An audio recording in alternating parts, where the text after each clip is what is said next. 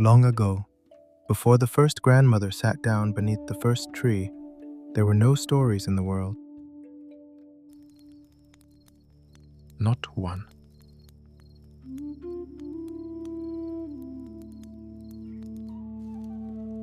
No tale of the clever and the foolish.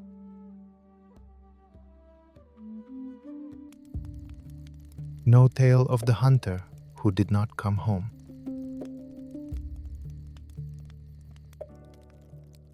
Nothing to fill the dark hours between the setting of the sun and the coming of sleep. Every story that has ever been told was locked in a wooden box.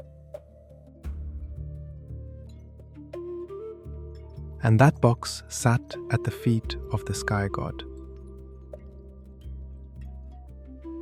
And this is the story of the small, eight-legged thing that went up to take them. His name was Nyame, and he was the god of the sky. The clouds were the floor of his house. The stories belonged to him and to no one else, and he had never once thought to share them. Many had climbed to ask for them. Kings came with gold heaped on the backs of their servants. Warriors came with spears and with boasting. Chiefs came with cattle, with cloth, with promises. Nyame refused them all. And then, one morning, a spider came. Anansi was not large. Anansi was not strong. He had never held a spear in his life and would not have known which end to hold. But Anansi was patient, and Anansi was clever. And cleverness is a kind of strength that people do not see coming. He spun a single thread of silk, thin as a thought, and let the wind take it up. Up and up until it caught on the edge of the sky. And then he climbed. It took him a day. And a night.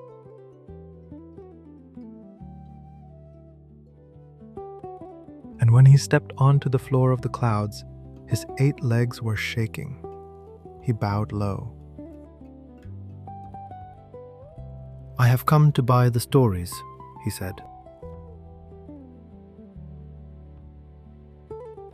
And Nyame laughed. He laughed until the thunder rolled across 3 villages. "You? Kings have offered me their treasuries. What could a spider possibly bring me?" "Name your price," said Anansi, and the Sky God stopped laughing because he saw the spider was serious. "Very well, bring me 3 things. Bring me Onini, the python who is longer than any man has measured. Bring me the Mmoboro, the hornets who sting like falling fire. And bring me Osebo, the leopard of the terrible teeth. Bring me these 3, alive, and every story in the world is yours." It was not an offer, it was a joke. He had given the spider 3 impossible things and expected never to see him again. Anansi bowed and went back down his thread and went home to his wife. His wife was called Aso, and she was wiser than her husband, though she let him think otherwise.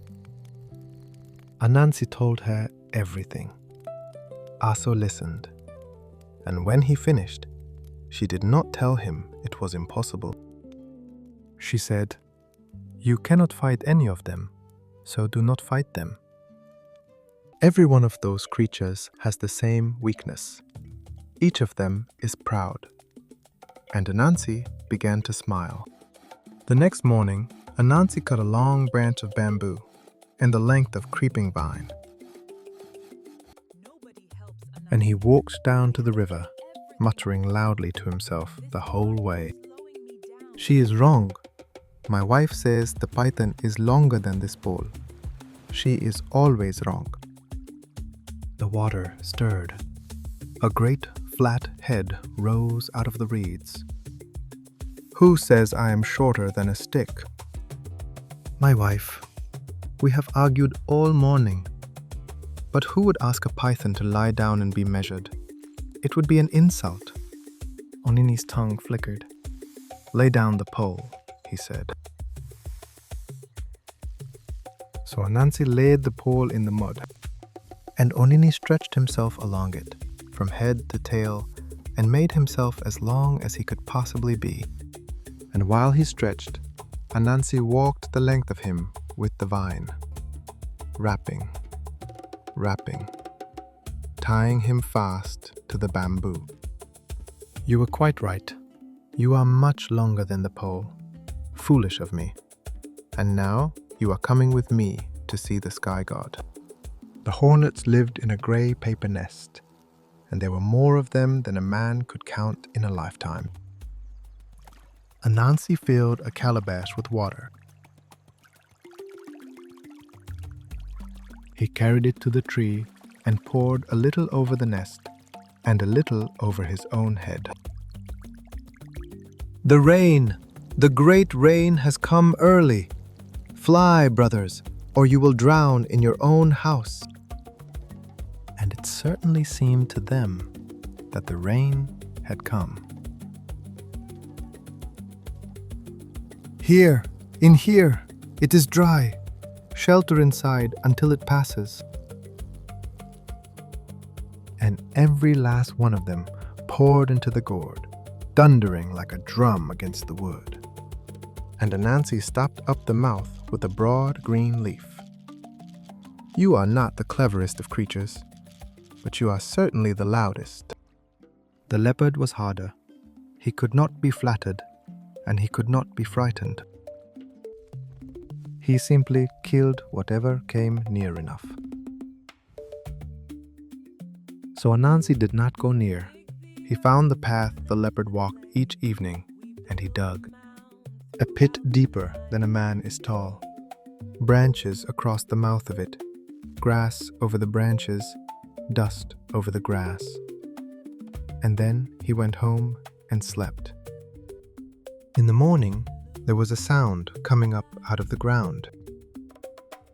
Anansi looked down into the pit, and the leopard looked up. Anansi, help me out of here. Help you out? And then what? You eat me? I know how this goes. Everyone swears. Still, I cannot leave you down there. He bent the crown of a young tree over the pit and lowered a rope into the dark. Tie it to your tail, and I will pull you free. And Osebo, who was proud and was tired of being in a hole, tied the rope to his tail. Anansi cut the tree loose, and the leopard of the terrible teeth went up into the air and hung there, swinging, roaring, against the morning sky. Now, said Anansi, we are going to see the sky god. Behind him came the python, bound to a pole. Beside him, a gourd that thundered with 1,000 hornets. And above him, still furious, came Osebo. The sky god looked at the three impossible things. He looked at the spider, and for a long moment, he could not think of a single word to say. Kings have come to me, warriors have come to me, and none of them could do what you have done. The stories are yours, all of them. And he opened the box, and the stories came out, down through the clouds like a flock of birds scattering. into the mouths of grandmothers and travelers and children and liars. And they have been moving ever since. They have never stopped. And from that day, among the Akan, a story has not been called a story. It is called Anansesem, spider stories, because every tale anyone has ever told belongs in the end to a small, clever thing that climbed a very long way to get it.